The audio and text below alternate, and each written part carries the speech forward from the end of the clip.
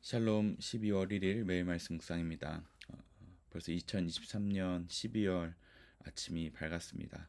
이제 한 해의 마무리 시점에 다가왔는데 이 한 달 동안 한 해를 잘 마무리하고 하나님께서 주신 새로운 소망으로 2024년을 준비하는 그런 한 달 되시길 주님의 이름으로 축복합니다.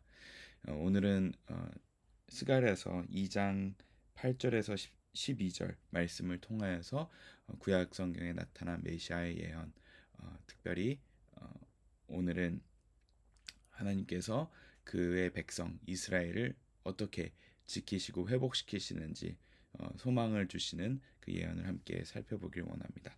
제가 먼저 봉독하겠습니다. 만군의 주님께서 이렇게 말씀하신다.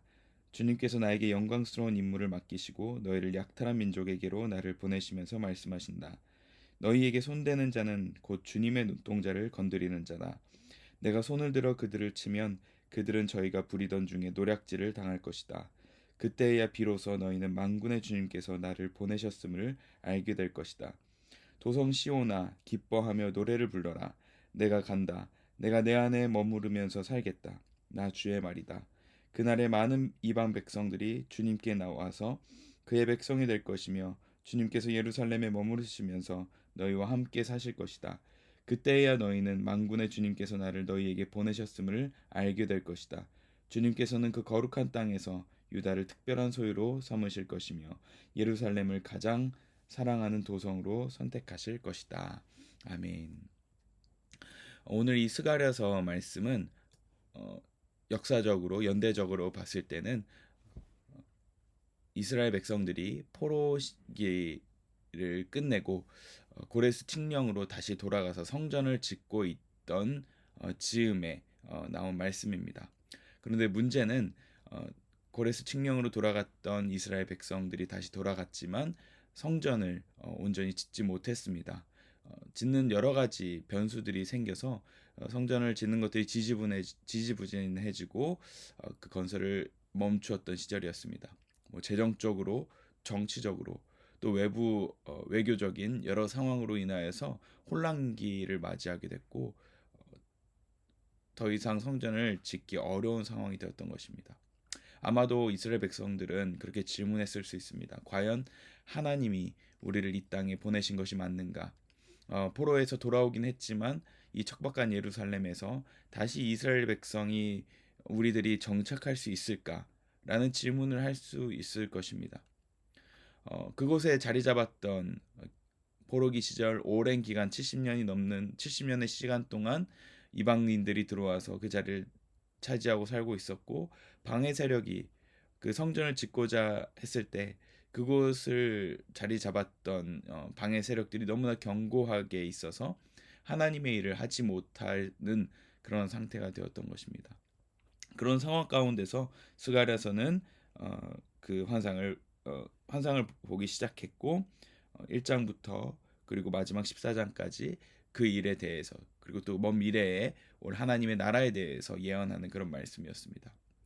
참 신기한 것은 스가랴 예언서에 나온 이 말씀들은 당시 이스라엘 백성들에게 하는 말씀이었지만 그 말씀 곳곳에 그 먼 이후에 미래에 있을 어떤 궁극적인 이스라엘의 사명에 대해서 그리고 또 메시아에 대해서 예언이 등장하는 그런 예언서입니다.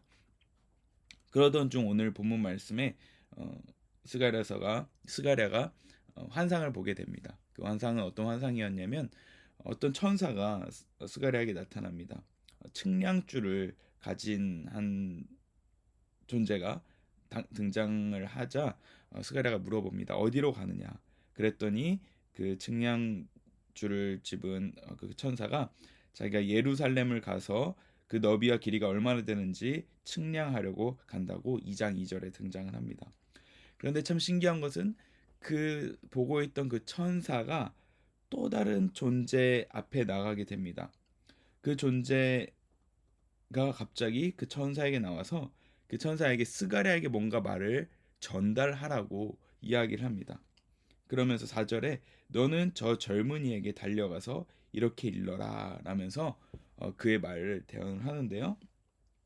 어떤 표현이 있냐면 5절에 보면 바깥으로는 내가 예루살렘의 둘레를 불로 감싸 보호하는 불성벽이 되고 안으로는 내가 그 안에 살면서 나의 영광을 드러내겠다. 나 주의 말이다. 라고 하면서 오늘의 말씀의 예언이 시작된 것입니다. 어, 그러면서 9절에 어떤 말씀이 있냐면 그때야 비로소 너희는 만군의 주님께서 나를 보내셨음을 알게 될 것이다. 라고 말합니다. 참 신기한 말씀입니다. 또 천사를 보고 있는데 그 천사에게 누군가 다가와서 내가 예루살렘에 내려갈 것인데 그때 이 예언들이 성취되면 그때야 비로소 하나님께서 만군의 주님인 여호와 하나님께서 나를 보내셨음을 알게 될 것이다 라는 말씀으로써 스가랴에게 말을 전하고 있습니다. 아마 스가랴는 이게 누군지 이게 어떤 존재인지 천사와 비슷하게 생겨서 천사인지 아닌지 분간하지 못할 정도로 그런 상황이었던 것 같습니다. 그런데 이 문맥들을 봤을 때 이는 하나님께서 결국에 보내실 그 메시아가 이야기한 것이라는 것을 우리는 알 수 있습니다. 그렇다면 이 메시아가 어떤 말씀을 오늘 본문 말씀 통해서 하고 있을까요?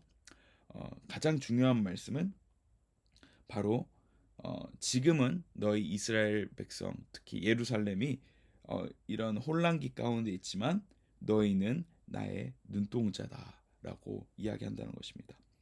2장 8절에 보면 이렇게 되어 있습니다.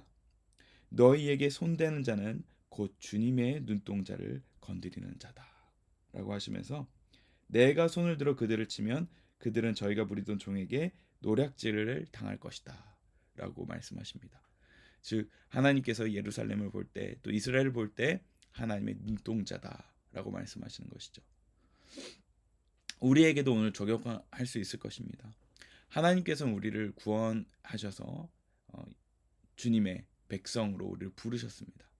그런데 그럼에도 불구하고 우리에게 여전히 하나님께서 예언하시고 또 마련하신 그 사명대로 살지 못하고 또 여러 가지 방해 요인으로 하나님의 뜻대로 살지 못할 때가 너무나 많을 것입니다. 재정적으로나 그리고 여러 가지 환경적으로나 건강상 이유나 여러 다양한 요인으로 인해서 우리가 하나님의 자녀로서 살아가야 한다고 마음속은 늘 소망하고 있지만 여러 가지 문제들로 인해서 그렇게 살아가지 못할 때 우리는 낙담하고 실망하며 하나님이 과연 살아계신가? 라는 질문으로까지 나아갈 수 있을 것입니다. 그런데 하나님께서 오늘 말씀하시는 것은 바로 너희에게 손대는 자는 곧 주님의 눈동자를 건드리는 자다라고 말씀하시는 것입니다. 저와 여러분은 하나님의 눈동자인 줄 믿습니다. 물론 이 말씀은 지금 현재 이스라엘에게도 적용될 것입니다. 하나님의 눈동자, 그 이스라엘을 건드는 자는 하나님께서 그들을 칠 것이라고 말씀하십니다. 지금도 정치적으로 혼란 가운데 있는 이스라엘이고 또 유대 땅이지만 하나님께서 그 땅을 회복시킬 것이라고 믿고 지금도 일하시는 줄 믿습니다. 더 나아가서는 우리의 삶에도 마찬가지입니다. 우리는 하나님의 백성이기 때문에 그분의 눈동자로 우리는 살아가고 있음을 잊지 마시길 바랍니다. 오늘 그 메시아가 나와서 메시아로 보이는 이 존재가 나와서 스가랴에게 한 내용들은 총 4가지의 말씀들이 있습니다. 그 눈동자인 그 이스라엘에게 하신 약속 4가지 함께 살펴보겠습니다. 첫 번째는 하나님께서는 그 안에 살겠다고 하십니다. 5절에 보면 이렇게 되어 있습니다. 바깥으로는 내가 예루살렘의 둘레를 불로 감싸 보호하는 불성벽이 되고 안으로는 내가 그 안에 살면서 나의 영광을 드러내겠다. 아멘. 오늘 10절 말씀에도 도성 시온아 기뻐하며 노래를 불러라. 내가 간다. 내가 내 안에 머무르면서 살겠다. 나 주의 말이다. 아멘. 저와 여러분 가운데 그 메시아이신 예수 그리스도께서 살고 계시는 것을 모두 믿고 계실 것입니다. 지금 저희 안에 예수님이 계십니다. 그리고 그 예수님께서 우리를 눈동자로 여기며 계십니다. 그러므로 10절에 보면 기뻐하며 노래를 불러라. 내가 간다. 저와 여러분 가운데 예수님이 계시는 것만으로 기뻐하시는 오늘 하루 되시길 소망합니다. 그분이 저와 함께 계시기 때문에 저희와 함께 계시기 때문에 우리는 기뻐하며 노래하며 찬양할 수 있습니다. 그 노래가 우리 가운데 살아나는 그 오늘 하루 되시길 축복합니다. 두 번째는 예수님께 메시아가 오시면 너희를 약탈한 민족들을 칠 것이다 라고 말씀하십니다.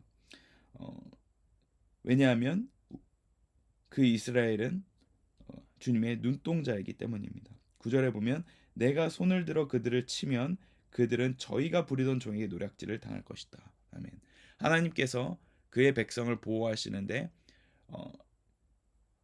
특별히 포로기 시절에 포로로 끌고 왔던 아시리아, 바벨론, 그리고 페르시아까지 그 모든 열방이 다 멸망하였습니다.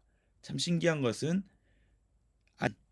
자신의 노예로 삼았던 바벨론, 그 영광스러운 바벨론을 정복하면서 그들은 의기양양했지만 바벨론에게 멸망했고요. 바벨론은 자신들이 정복했던 메데 페르시아에게 반역당해서 끝나게 되었고, 또 메데 페르시아는 결국 그리스 로마로 인하여서 멸망하게 되었습니다.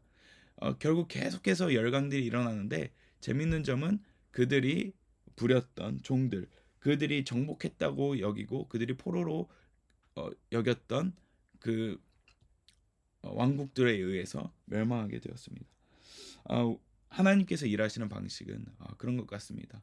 자신이 정복했다고 여기는 그 모든 것들에 의해서 오히려 멸망하게 되는 그 현실. 이것이 하나님이 일하시는 방법이 아닌가 싶습니다. 우리에게도 우리를 고난을 주고 우리를 힘들게 하는 여러 많은 사람들도 있을 것이고 환경들이 있을 텐데 하나님께서는 그들이 자멸하도록 혹은 그들이 정복했다고 생각하는 그 의지하고 있는 그런 것들로 인하여서 멸망하게 될 것입니다. 우리는 그런 것을 볼 때 하나님이 일하시는구나 라는 것을 깨닫게 되는 것입니다. 하나님은 그들 사랑하는 백성들을 이렇게 보호하시고 그들을 괴롭히고 약탈한 존재들을 보복하시고 또 그들을 치시는 그런 하나님이신 줄 믿으시길 바랍니다. 세 번째는 하나님께서 유다를 특별한 소유로 삼으신다는 것입니다. 12절에 이렇게 되어 있습니다. 주님께서는 그 거룩한 땅에서 유다를 특별한 소유로 삼으실 것이며 예루살렘을 가장 사랑하는 도성으로 선택하실 것이다. 아멘. 저와 여러분들을 하나님께서 특별한 소유로 삼으셨습니다. 우리 너무나 잘 알고 있는 말씀이 있죠. 너희는 왕같은 제사장이요 거룩한 나라요 하나님의 소유된 백성이라고 베드로 전서에 기록되어 있죠. 하나님의 소유된 백성, 이 소유는 보물을 이야기합니다. 하나님께서는 저와 여러분들을 지금도 보물로 삼고 계십니다. 그리고 가장 사랑하는 도성으로 우리를 삼으셔서 지금도 이끌고 계십니다. 그 정체성이 우리 가운데 있을 때 비록 우리 오늘 하루 가운데 어려운 일이 생겨도 나는 하나님의 보물이지, 나는 하나님의 소유지 라고 생각한다면 우리가 넉넉히 이겨낼 수 있을 것입니다. 마지막으로 하나님께서 그 백성에게 약속하신 것은 많은 이방 백성들이 나오게 될 것이다 라고 말씀하십니다. 결국 이스라엘 백성들이 그 땅에 돌아와서 성전을 짓고 또 그 땅에서 메시아이신 그분이 오실 것을 예배하는 그 시간, 많은 고난의 세월이 있었지만 결국 예수님께서 유대인들을 통하여서 유대인의 핏줄을 통하여서 그 민족 가운데 오셔서 우리의 구원자로 나타나셨습니다. 결국 그 일들을 준비했던 이스라엘이 유대의 백성이었습니다. 우리 또한 마찬가지입니다. 우리가 하나님의 소유된 백성이고 하나님의 특별한 도성으로 선택받았을진데 그것은 우리 자신만을 위한 것이 아닙니다. 오히려 우리를 통하여 많은 아직 하나님의 백성이 아닌 자들이 주님께로 나아오는 통로로 쓰임받는 그것입니다. 오늘 저와 여러분들, 하나님께서 저와 여러분 가운데 거하고 계시고 또 우리 고난 가운데 있지만 그 고난을 결국 갚으실, 그 고통을 회복시키실, 갚아주실 그 하나님을 기억하시길 바랍니다. 그리고 우리는 하나님의 특별한 소유고 하나님의 사랑하는 도성이라는 사실, 그래서 우리는 우리 삶을 통하여서 많은 사람들이 주님께로 돌아오는 그 도구로 사용될 것이라는 사실을 잊지 마시고 하나님의 눈동자인 저와 여러분이라는 사실을 꼭 기억하셔서 오늘에 주어진 모든 환경 가운데 넉넉히 이겨내시는 저 여러분 되시길 소망합니다. 기도하겠습니다. 하나님 감사합니다. 눈동자인 그 이스라엘을 지키시듯이 우리 또한 하나님의 눈동자로 삼으셔서 이 땅에 살게 하시니 감사합니다. 오늘 하루를 살아가는 동안 하나님의 보호하심을 경험하게 해주시고 하나님의 일하심을 보게 해주시고 우리를 통하여서 많은 사람들이 주님께 나아올 수 있도록 사용하여 주시옵소서. 감사드리며 예수님 이름으로 기도합니다. 아멘.